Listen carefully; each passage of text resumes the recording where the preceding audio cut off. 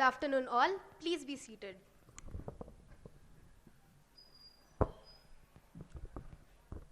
Honorable members, I cordially welcome you all in today's session of the National Youth Parliament and hope this will be a fruitful one as we set out to deliberate important matters concerning our nation. The first order of business is oath or affirmation by our newly elected members. Secretary General, please.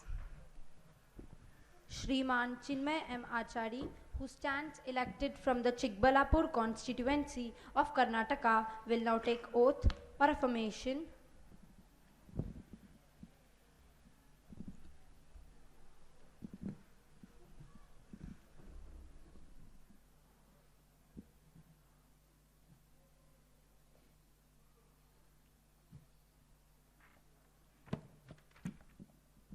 Sir, what would you like to take, oath or affirmation? Oath, please. Sir, in which language would you like to take the oath? In English, please.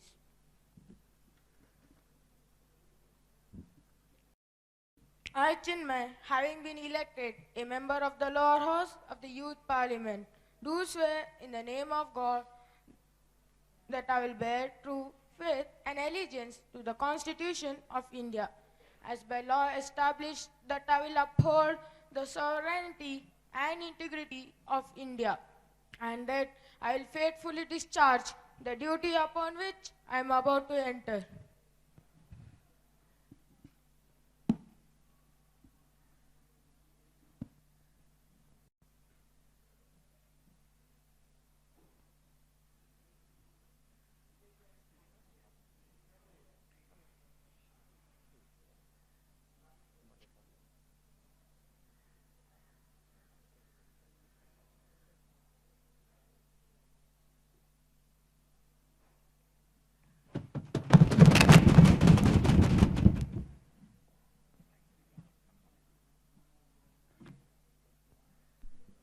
Shriman Abhinav Singh, who stands elected from the Bhopal constituency of Madhya Pradesh, will now take oath or affirmation.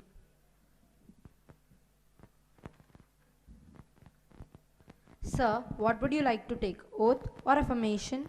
Oath, please. Sir, in which language would you like to take the oath? In Hindi.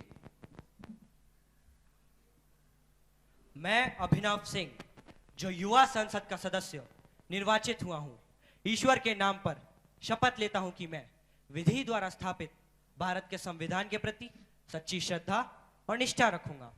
मैं भारत की प्रभुता और अखंडता अक्षुण्ण रखूंगा तथा जिस पद को मैं ग्रहण करने वाला हूं, उसके कर्तव्यों का श्रद्धापूर्वक निर्वहन करूंगा।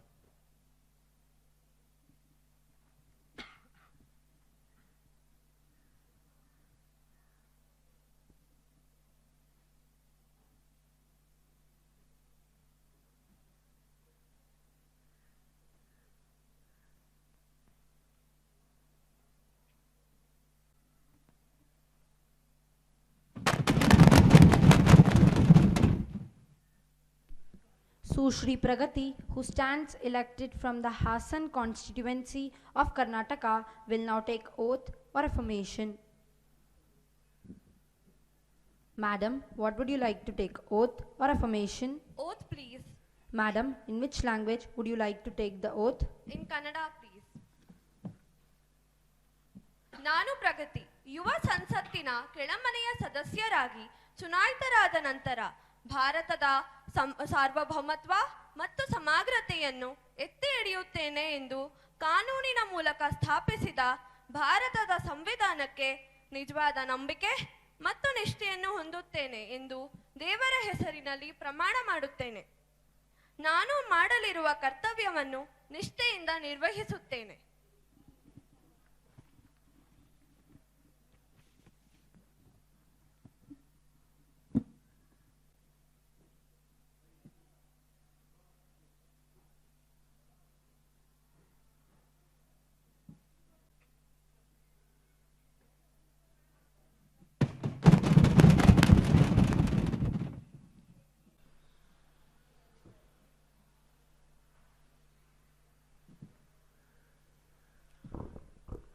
Honorable members, as we meet today, it is my duty to inform you all the demise of our former member, Shri Ratan Lal Kataria.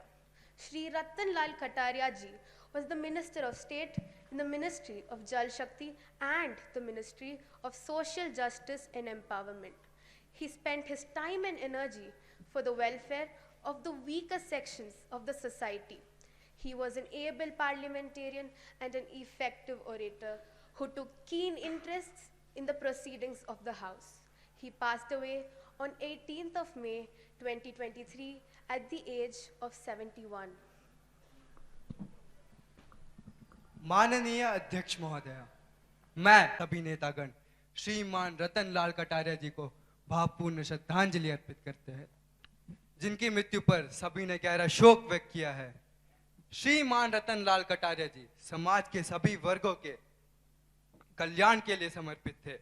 उन्होंने अधिकारियों को यह सुनिश्चित करने का निर्देश दिया था कि लोगों को उनकी शिकायतों के समाधान के लिए बार बार विभागों के चक्कर ना लगाने पड़े। श्रीमान रतन लाल कटारिया जी के रूप में हमने एक बहुत ही योग्य नेता खो दिया है। हम भगवान से यह प्रार्थना करते हैं कि भगवान उनके परिवार को इस दुख से लड़ने की और उनकी दिवंगत आत्मा को शांति प्रदान करें। रतनलाल कटारिया जी एक ऐसे महान व्यक्ति थे जो अपने काम करने के तरीके और अपने सरल स्वभाव से सबका दिल जीत लेते थे। समाज को जब कभी भी उनकी जरूरत पड़ी तब वे हमेशा तत्पर रहे। आज हमने रतनलाल कटारिया जी के रूप में एक सच्चा समाज सेवक, एक नेता और एक देशभक्त खो दिया है। आज मैं और मेरे दल के सदस्य इस महान व्यक्तित्व के आकस्मिक निधन पर दुख प्रकट करते हुए भावपूर्ण श्रद्धांजलि अर्पित करते हैं और उनके शोकाकुल परिवार के प्रति गहरी संवेदना व्यक्त करते हैं। Now, the House may stand in silence for a while to pay our tributes.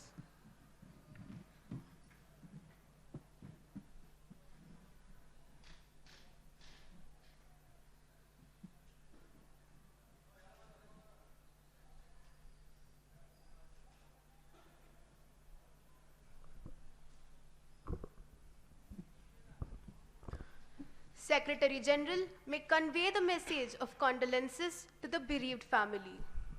Yes, madam. Honorable Prime Minister, to introduce the new ministers to the House, please. On pleasure in introducing to and through you to the House the new ministers. Shriman Ankur Kumar, Minister of Law and Justice, and Shri Charishma Shijit, Minister of Railways. Now, the question hour begins, starting with the first question of today's session, question number 101, Ms. Hurain Fatima. Honorable Speaker Ma'am, I would like to ask the Minister of Home Affairs about the details and number of cyber fraud hubs in India from past 3 to 4 years in our country. I repeat, from past 3 to 4 years in our country. I would like to ask the Minister, what is the government doing? The cyber crimes which are going on and who got caught in it. The actions and steps. What are the actions and steps taken by the government? Yes, Honorable Minister of Home Affairs, please.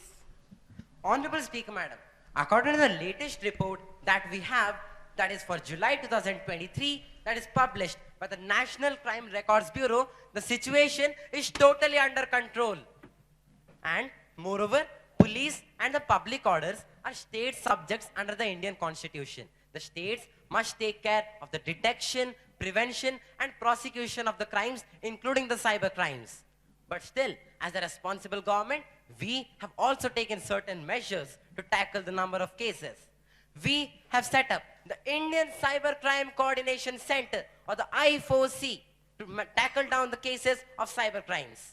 SciTrain platform, where thousands of online courses are available, completely free of cost, are available for the police and the judicial officers, so that they get to train and perform well against these cyber crimes. We have modernized our police with all kinds of advanced technologies, including the cyber policing equipments that are capable of tracing and intercepting the criminals within seconds of occurrence. And a helpline number 1930 has been started, where any citizen from any corner of the country at any time, I repeat, any citizen from any corner of the country at any time can lodge their complaint there. And also, on the official website of the cybercrime.gov.in, we have our citizen financial cyber fraud reporting and management system, where financial cyber frauds can now be reported within seconds, not letting the criminals to escape. And to curb the crimes against women and children, we have launched the National Cybercrime Reporting Portal, which is available 24/7 to accept the complaints. Honorable Speaker, Madam, we are not a government that just makes fake promises.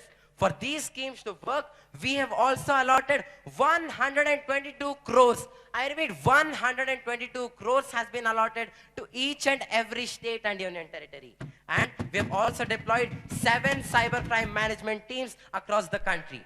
And our job just doesn't end here by preventing them, but we rather intend to create an aware environment where every citizen is aware of the cyber frauds happening with them. So for this, we are organizing cyber awareness campaigns with the help of the states and union territories. And for the youth of the country, we are publishing newsletters and handbooks. And we are also using the MyGov platform for the publicity to be made in the fullest. And also we are broadcasting TV programs on the Doordarshan channel where people are being made aware of this. And CyberDost is a handle which is available on every single social media platform where citizens can lodge their complaints against cyber frauds. माननीय अध्यक्ष महोदय, प्रयास करते जा रहे थे और करते रहेंगे हरदम। प्रयास करते जा रहे थे और करते रहेंगे हरदम। अपराधियों पर लगा के लगाम, इस देश की सुरक्षा करेंगे हम। धन्यवाद। Moving on to the next question. Question number 102. Ms. Saida Zara, please.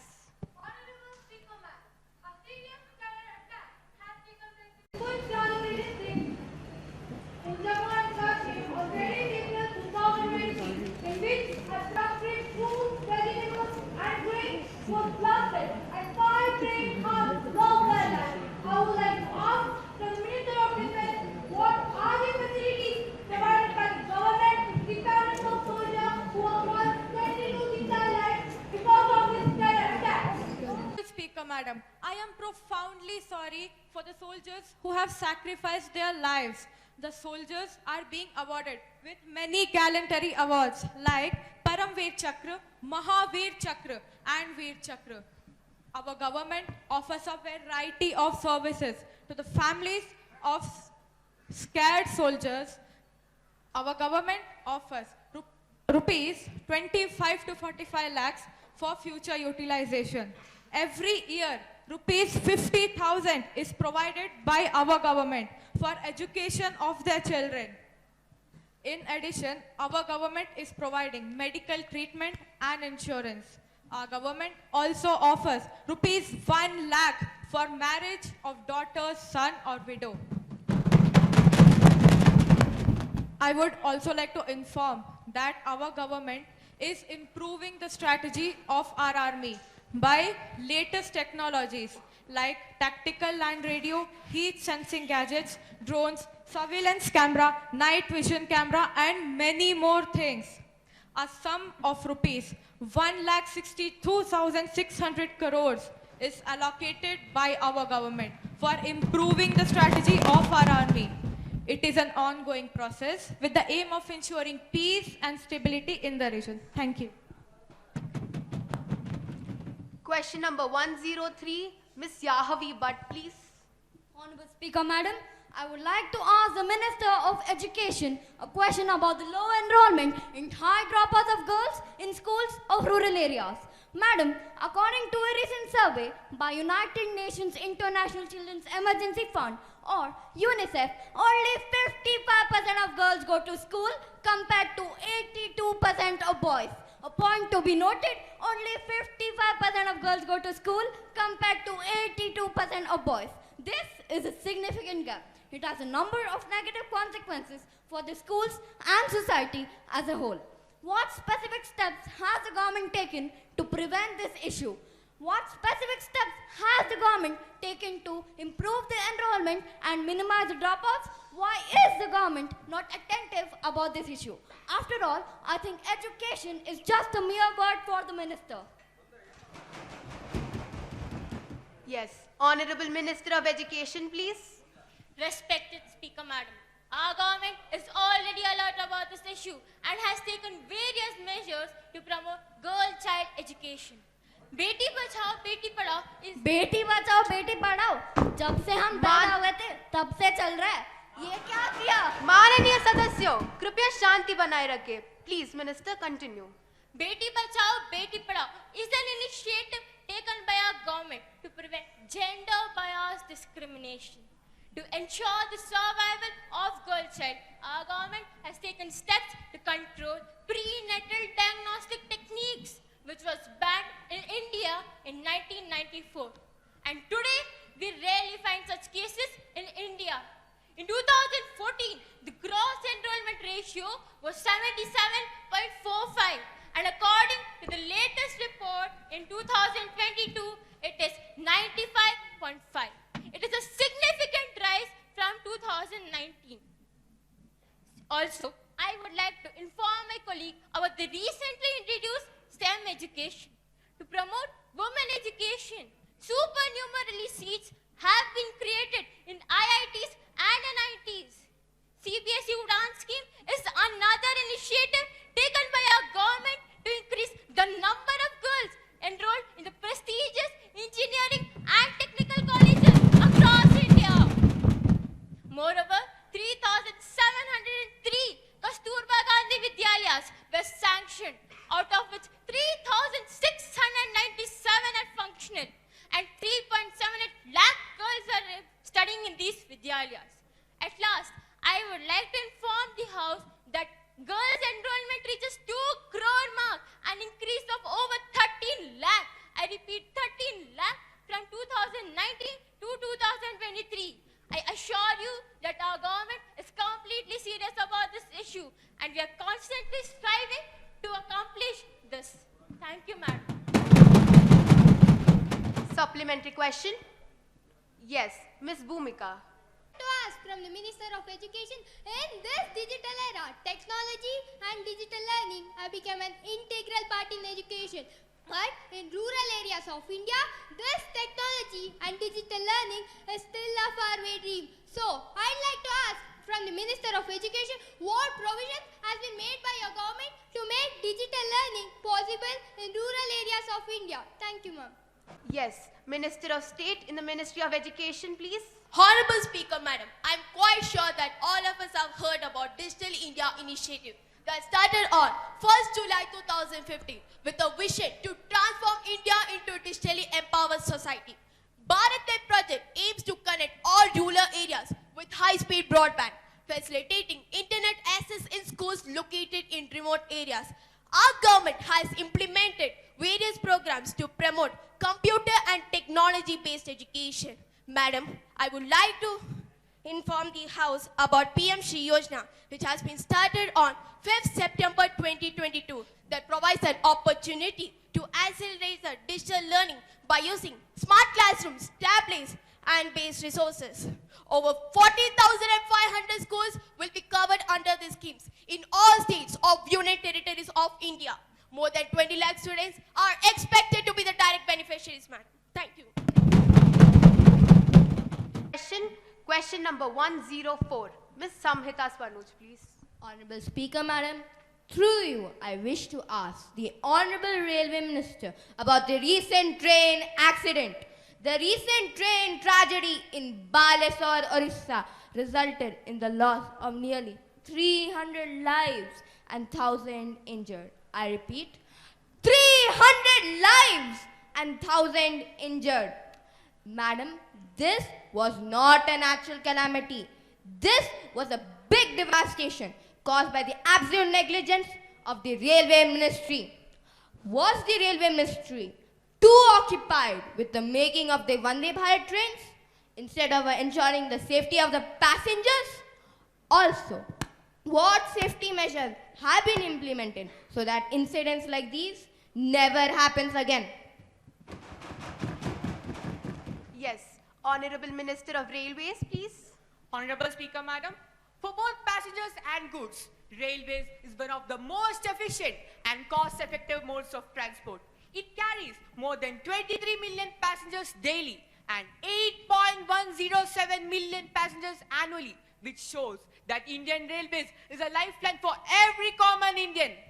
Lapses in the signaling circuit alteration and change in electronic interlocking had led to wrong signals and caused the tragic triple train accident in Odisha. Electronic interlocking is basically a safety measure to prevent signals from being changed in an improper sequence. क्या मनुष्य का जीवन का मूल्य नहीं है? माननीय सदस्यों, कृपया शांति बनाए रखें। जरा सब्र कीजिए जी। Indian Railways has also adopted a modern technique, Kavach, according to which if another train comes close on the same track, it gets stopped before 400 meters. Kavach is the world's most economical automatic train protection system, costing about 70 lakh rupees per train. The amount spent so far on Kavach implementation is rupees 351.91 crore, and it has been deployed on 121 locomotives. Today, the crucial step is to prioritize the installation of mandatory safety standards across railway routes to ensure safety of passengers and no recurrence of an accident like one happened in the Balasore district of Odisha. Thank you, Madam. Yes, Ms. Purti. Honorable Speaker, ma'am, on behalf of you, I would like to ask the Railway Minister that the victims of Balasore train accident have not yet received full compensation. I repeat, the victims have not yet received full compensation. So what is Railway Minister doing? Is there any plan of action, the steps and measures taken to help the affected people? Yes, Honorable Minister of State in the Ministry of Railways, please. Government is highly concerned about this matter. Regarding this, compensations have been announced. On June 2nd, the Ministry of Railways announced an ex gratia of rupees 10 lakhs each for the next of kin of those who lost their lives, and a sum of rupees 2 lakhs each for the seriously injured. An amount of rupees 50,000 each was announced for those who got minor injuries. Soon after the Railway Minister's announcement, Prime Minister's office also announced an additional compensation for those affected in the train accident. Madam, as per the PMO's office, the fund would be given from the Prime Minister's National Relief Fund. Following this, the government has also announced that it will provide free school education to the children who lost their parents in the accident. Madam speaker, घोषणा तो कर दी सारे नेताओं ने, पर लेकिन आज तक उनके पास पहुंचा कुछ नहीं है। जब आप बोल रहे थे हमने शांति बनाए रखी थी, अब जब हम बोल रहे हैं कृपया आप चुपचाप बैठे। माननीय सदस्यों, कृपया शांति बनाए रखें। Question number 105, Ms. Harita. Honorable Speaker, ma'am, will the Minister of Law and Justice be pleased to state whether the ministry has taken any steps to ensure that Nagaland, Mizoram and Arunachal Pradesh have independent high courts located in their respective areas, as the Guwahati High Court is suffering from low cases and adjudicating cases of 4 states and the language barrier that exists in the northeastern region. If so, the details thereof, and if not, the reasons therefore. Yes, Honorable Minister of Law and Justice, please. 214 of the Indian Constitution mandates the existence of a high court for each state. However, establishing a new high court involves a multi-step process. Firstly, the concerned state government must be consulted, as they are responsible for providing the required infrastructure and covering the associated costs. Additionally, consultations with the existing high court within the proposed jurisdictions are necessary. In a recent development, the Chief Minister of Nagaland has communicated the state cabinet's decision made on 7th April 2023 to establish a dedicated high court for the state of Nagaland. This initiative requires an amendment to to the Northeastern Area Reorganization Act 1971, which is overseen by the Ministry of Home Affairs. Consequently, this matter has been forwarded to the Ministry of Home Affairs for further action. Madam Speaker, it's noteworthy that there are currently no proposals for separate high courts from the states of Mizoram and Arunachal Pradesh. Furthermore, in response to the increased judicial workload, the Guwahati High Court augmented its judge strength from 24 to 30. I repeat, Madam Speaker, the Guwahati High Court augmented its judge strength from 24 to 30. And this expansion includes the appointment of at least 3 judges from the state of Arunachal Pradesh, Mizoram and Nagaland. And this measure enhanced the judicial efficiency of this region. Thank you, Madam Speaker. Moving on to the next question. Question number 106. Ms. Pavani, please. Madam Speaker, I would like to ask the Minister of Telecommunication, what are the actions taken by the government to prevent fake call centers, fake job offers and frauds that are increasing day by day on online platforms like WhatsApp and Facebook? According to a survey by community social media platform, around 39% of families in India have experienced financial fraud in the last 3 years. So what is the Department of Telecommunication doing to tackle these problems? Honorable Minister of Telecommunications, please. Respected Speaker, Madam, the DOT or the Department of Telecommunication, along with the Ministry of Electronics, IT Department and banks have started taking actions to curb the frauds taking on social media platforms. Banks are web sweeping through softwares to detect any pattern involving in fake call center numbers. DOT blocks such numbers through verification of their mobile numbers. Our government is framing the bill to processing of digital personal data and rights of individuals to protect their personal data. We have also banned the sale of bulk SIM cards in Delhi and hope to do the same in the other states in the coming few years. We will be soon going to introduce this bill in the upcoming parliament session. While banks give us certain suspicious numbers, we then run our technology such as the ASTR or the AI facial recognition for telecom SIM subscribers. ASTR blocks these numbers through verification. 70,000 fake numbers, I would like to repeat, 70,000 fake numbers have been reported and blocked in the past 3 months.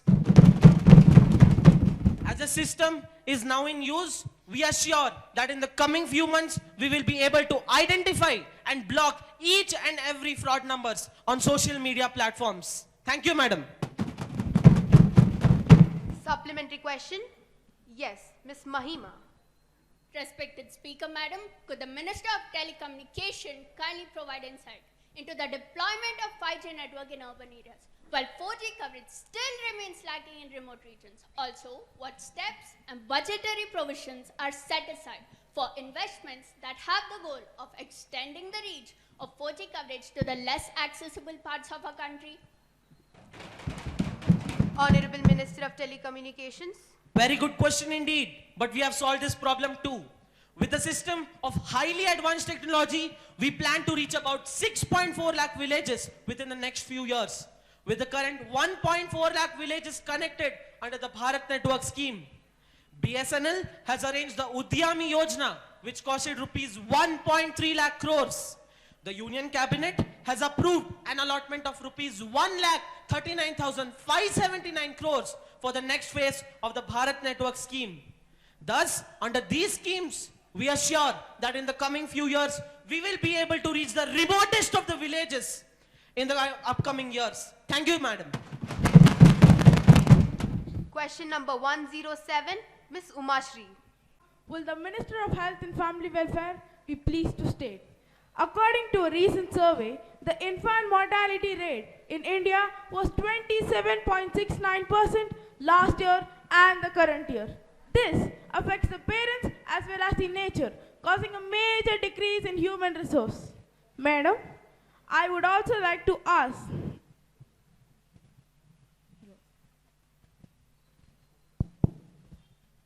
in our country, Madhya Pradesh has the highest infant mortality rate of about 47%. I repeat, 47%. This happens due to poor sanitation, poor water quality, and malnourishment of mother and child, which leads to birth defects.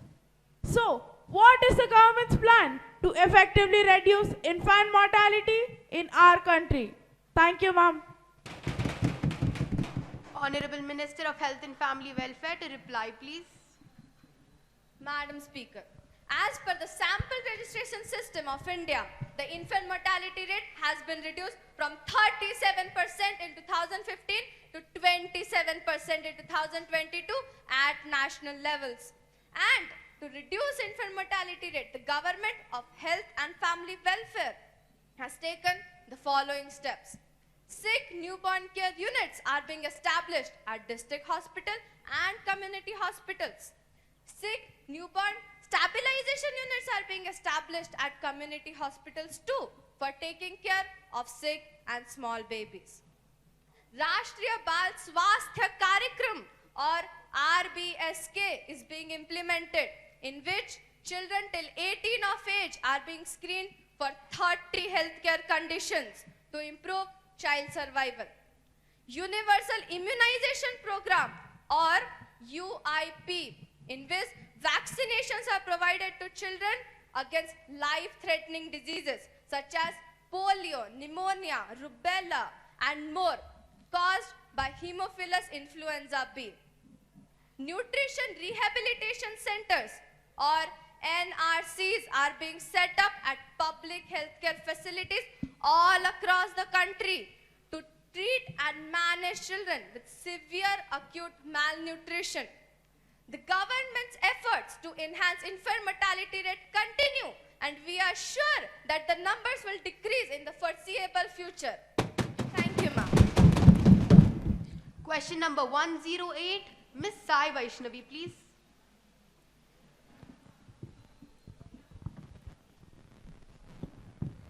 Respected Speaker Madam, as we know that India has joined the Global Crisis Response Group, GCRG. So, I would like to ask the Ministry of External Affairs that what are the benefits of joining this group? And will India be able to afford this participation?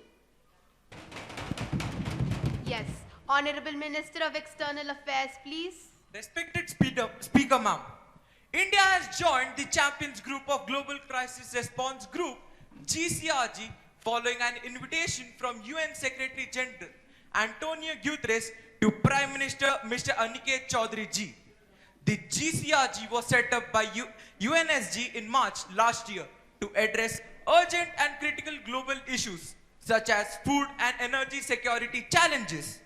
The decision to join the group reflects India's increasing global leadership and commitment to addressing contemporary global challenges.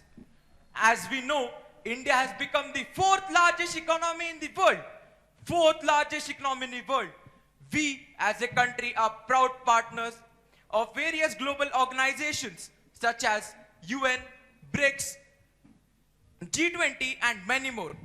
In fact, India is also hosting G20 presidency this year. India has recently announced the launch of GIFT City, Gujarat International Finance Tech City. It is a tax-free city where 0% tax is applicable. This will definitely attract a lot of investors around the world. And with the success of Chandrayaan 3, this shows India's global dominance. In the last 10 years, India has emerged as a global leader.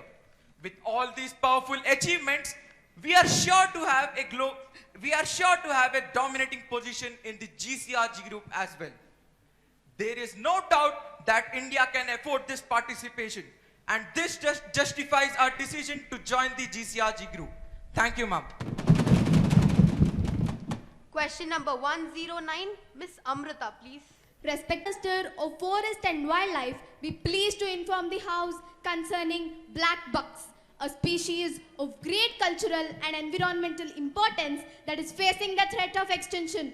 What are the immediate measures taken by the government to counter this issue and ensure the long-term survival of this endangered species? Wildlife Resources, please. Respected Madam Speaker, black bucks are granted the same level of protection as tigers and elephants under Schedule 1 of the Wildlife Protection Act 1972. Our initiative is focused on safeguarding 25,000 plus black bucks initially.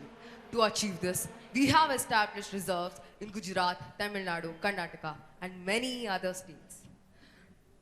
We often check dams and tanks at the reserve to ensure adequate water source for the black bucks. To monitor its movement and prevent any danger or disturbance, many watchtowers have been placed. 12 anti-poaching watchers have been deployed to make sure no illegal activities are being made. Animals which are prone to foot and mouth disease are regularly checked, and veterinary camps are frequently being conducted. I can guarantee that within a few years, black bucks will be out of the endangered list. Thank you. Now, the question hour is over. The House may now take up the legislative business to discuss further amendments in the Forest Act 1980. Honorable Minister of Environment and Climate Change, please. Honorable Speaker, Madam, I request to move for leave to introduce further amend Forest Conservation Act 1980. Madam, I compassionately oppose the introduction of the bill when the House is not in order. It is not fair on the part of the government to introduce such an important bill. I strongly oppose the introduction of the bill. आपको बीच में बोलने की अनुमति नहीं है. कृपया बैठिए.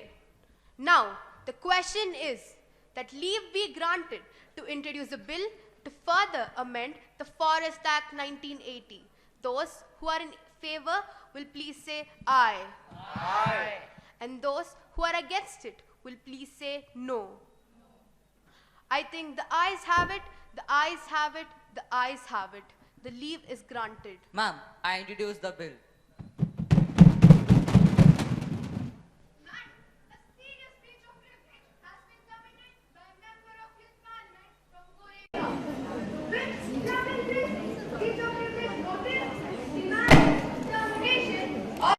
Rampalji's membership of the House because of his objectionable remarks on Prime Minister Shri Aniket Chaudhary ji. Notably, he is already a disqualified member of Youth Parliament after his conviction for criminal defamation by the Sessions Court in Sultanganj for defaming the Chaudhary title. These statements are misleading, derogatory, indecent, unparliamentary, and incriminatory in nature to the dignity of House and Honorable Prime Minister being a member of Youth Parliament. Madam, I request you to allow me to raise a question on this matter now.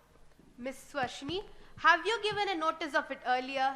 You may submit due notice along with a cutting of newspaper and a video clip. You cannot surprise me like this. Madam, I've already given a notice of it at 10 a.m. today. It will be examined when it reaches me. I shall consider it and let you know of my decision. Thank you, Madam. Now, I request the Deputy Speaker to take over.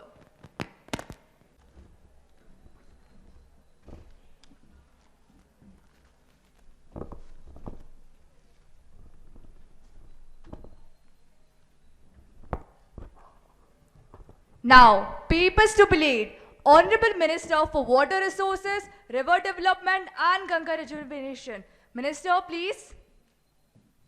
Madam, I request you to permit me to lay a copy of each of the following.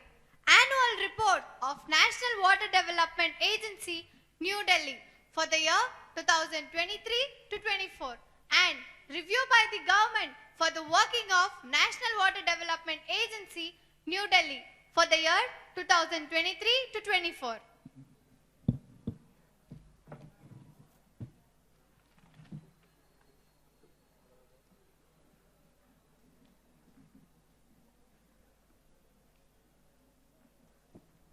Secretary to report message from Upper Chamber of Youth Parliament.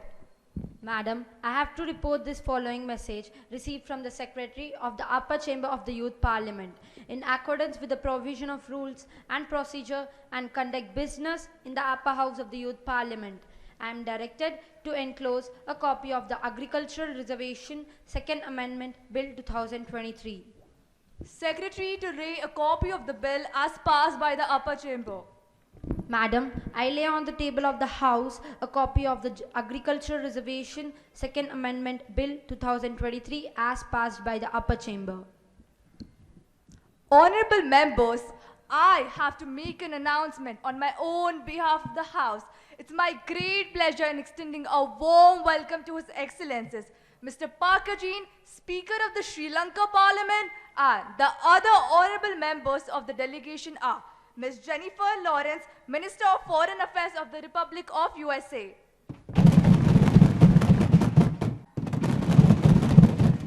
Ms. Amanda Seyfried, President of the Democratic Socialist Republic of Sri Lanka. It is a very high-powered delegation. The delegation arrived on 5th September 2023. They are now seated in the special box. We wish them a happy and fruitful stay in our country. Now, let us take up the calling attention motion. Ms. Muskan to call the attention of the Home Affairs. Ms. Muskan, please. माननीय अध्यक्ष महोदय, मैं इस सभा का अति संवेदनशील मुद्दे पर बात करना चाहती हूँ। देश में महंगाई बढ़ते ही जा रही है। आम जनता का जीवन जीना मुश्किल होता जा रहा है। देश में दाल, चावल, गेहूं जैसे खाद्य पदार्थों के भाव लगातार बढ़ते जा रहे हैं। और क्या सरकार चांद तक पहुंचने में इतने व्यस्त हो गए हैं कि देश में हो रहे उन मुश्किलों का भी भूल गई है। और क्या सरकार इन मुश्किलों के समाधानों के लिए कोई जिम्मेदारी नहीं उठा सकता? बताइए, क्या समाधान नहीं उठा सकते हैं? कृपया जवाब दीजिए। Yes, Minister of Home Affairs. मैं इस समस्या की गंभीरता को समझता हूं और स्वीकार भी करता हूं, लेकिन आपकी जानकारी के लिए मैं बता दूं कि जहां अमेरिका में महंगाई 10%, टर्की में 75%, ब्राजील में 13% और अर्जेंटीना में 58% तक बढ़ी है, भारत में यह महंगाई केवल 7% तक बढ़ी है। और इसको भी नियंत्रित करने के लिए हमने अनेक कदम उठाए हैं। आरबीआई ने सारे बैंकों की उधार क्षमता में प्रतिबंध लगाए हैं और व्यापारियों के लिए व्यापार से व्यवसाय और व्यापार से उपभोक्ता दोनों में ही खुली छूट प्रदान की है। माननीय अध्यक्ष महोदया, भोजन और ईंधन की लागत में आ रही वृद्धि को रोकने के लिए विभिन्न मंत्रालय के बजट से हमने 1 ट्रिलियन रुपए को पुनः आवंटित करने का निर्णय लिया है। और इस सभा के प्रत्येक सदस्य को यह मेरा वादा है कि आने वाले कुछ ही दिनों में मैं इस महंगाई को पूर्ण तरीके से नियंत्रित करके ही रहूंगा। आपको बीच में बोलने की अनुमति नहीं है। Ma'am, please allow me to continue. Objection overruled. I would like to add to this that to decrease the rate of inflation, we are boosting the investments in the country. We have announced the first tax-free city of the nation, which is GIFT City, where startups need not to pay a single rupee for tax, till 10 years, and the rate of GST is 0%. In addition to this, we aim to lower the fiscal deficit, or the difference between the government's income and domestic and spending 9.5% of the GDP during the financial year 2023 and 24. And we have also started a free trade agreement with UK and Canada. Madam Speaker, the motive of our government is to uplift the country with the vision of Sabke Saath Sabka Vikas. So we are here chosen by the people and have pledged for the people to work. And for that we'll take all the measures, all the possible measures. But we'll see to it that this situation is under control. Thank you, madam. अरे ये तो सिर्फ दावे और योजनाएं हैं। हकीकत में तो सरकार ने कुछ किया ही नहीं है, और किया भी है तो इसका क्या सबूत है? माननीय अध्यक्ष जी, अगर ये सरकार कुछ नहीं करती तो 2019 में जो महंगाई 17% थी वो घट के 7% कैसे हो गई? बताइए कैसे हो गई? जो सरकार इस महंगाई को इतनी कम करने की क्षमता रखता है, उस सरकार में यह भी योग्यता है कि आगे जाके इसको पूर्ण तरीके से संचालित कर सके। और ये सरकार झूठे वादों पर शासन नहीं करती, लोगों के विश्वास का फायदा नहीं उठाती, और ये सरकार लोगों के विश्वास से बनी सरकार है और अपनी नकली सपने नहीं दिखाती। इसीलिए लोगों को उज्जवल भविष्य देना हमारा धर्म है और यही हमारा कर्तव्य भी, और यही हम निभा कर ही रहेंगे। धन्यवाद। Now, the House will take up consideration of the Criminal Procedure Bill 2023. Minister, please.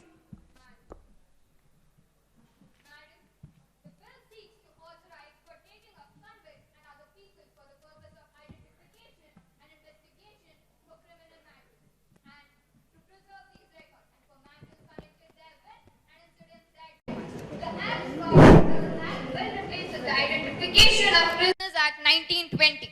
The Act authorizes the collection of certain identifiable information about specified person for crime. The bill expands the list of details. A person whose details can be taken, it authorizes the National Crime Record Bureau to collect, store and preserve these records. The Act permits the collection of photographs and specified details and other people, including fingerprint impression and footprint impression. The bill expands the list that can be taken. It will now include palm print impression, iris and retina scan, behavioral attributes such as signature and handwriting, and other... आपको बीच में बोलने की अनुमति नहीं है। Thank you, madam. And other physical and biological samples such as blood, semen, hair samples, swabs, and their analysis.